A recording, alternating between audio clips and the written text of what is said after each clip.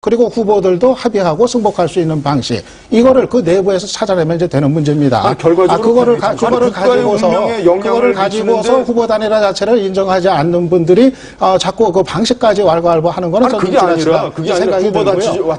제가 얘기를 듣고 말씀하세요. 얘기를 좀 듣고 말씀을 하세요. 예. 제 얘기하는 시간입니다.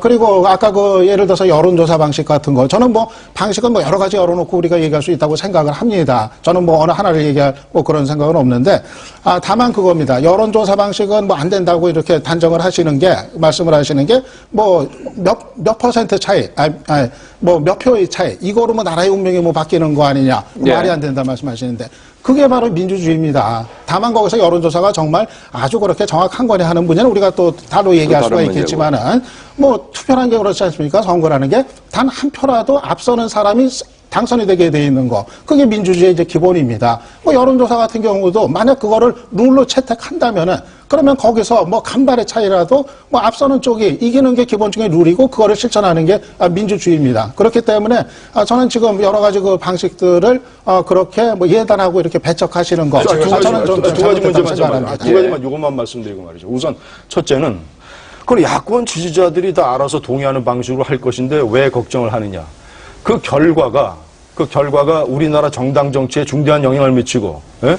우리가 사랑하고 지지하고 보호해줘야 될 제1야당의 운명에 결정적인 영향을 미치고, 결과적으로 대한민국의 선택에 중요한 영향을 미쳐서 걱정하지 않을 수가 없는데, 어제 밤늦게까지 걱정했는데 걱정하지 말려면 이 토론이 무슨 필요가 있습니까? 정말 그렇게 걱정을 많이 하셨습니까? 이 토론은 무슨 필요가 있어요? 걱정하지 말려면. 네. 예. 걱정을 해야 되는 것이고, 그 말은 제가 동의할 수 없는 것이고. 그리고 두 번째,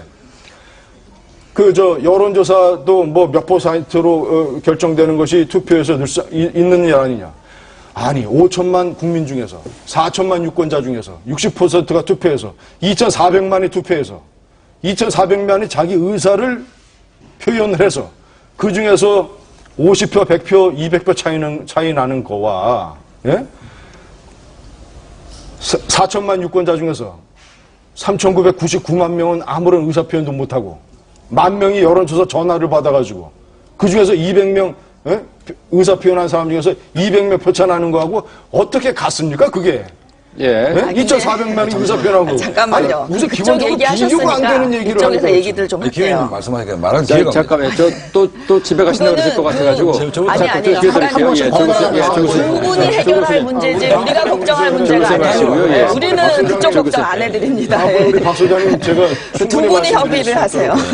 우리도 새누리당 걱정하기 시작해볼까요?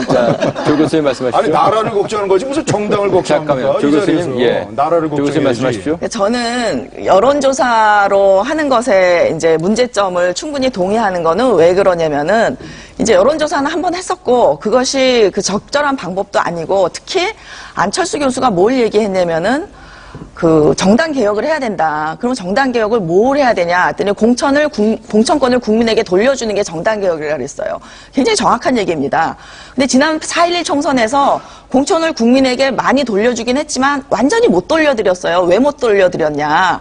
이제 가장 중요한 거는 새누리당이 그 예비 경선을 안 받았기 때문에 이제 못한 게 하나 있고, 더 중요한 거는 민주당 내설에도 하면 좋은데 뭐 전략상 미스로 했거나 하여튼 뭐 다른 이유로 해서 그 등록을 많이 안 한 거예요. 그러니까 100만이 모여서 대통령 경선 같은 건 할 수 있는데, 지역구 경선을 하려면 한 지역구에서 적어도 4, 5만이 돼야 이게 집단 지성이 나타나게 됩니다.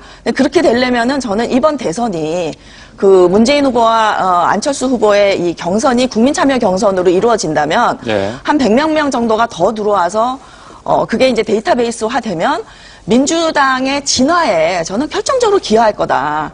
근데 그동안 아까 이제 박 소장님, 민주당이 한나라당에 비해서 굉장히 정당이 민주화가 덜 됐다. 저는 맞다고 봅니다. 그러니까 한나라당이 지지가 이제 견고한 거는 물론 그 과거로부터 물려온 그 유산가, 자산가, 뭐 이 보수의 나라에서 이 견고한 보수의 동맹과 여러 가지 이유가 있는데, 거기에 이제 더 덧붙여서 뭐냐면 이 민주당이 자신감 없음으로 인해서 지금 벌써 당에서 후단협 시즌2 같은 비슷한 게 지금 생겨나고 있어요. 사실 노무현 대통령도 정몽준 후보와 단일화는 했지만 결국은 혼자 이겼거든요. 그럼 지금은 10년 후면 민주당의 지지 기반은 엄청 좋아진 겁니다. 이 지지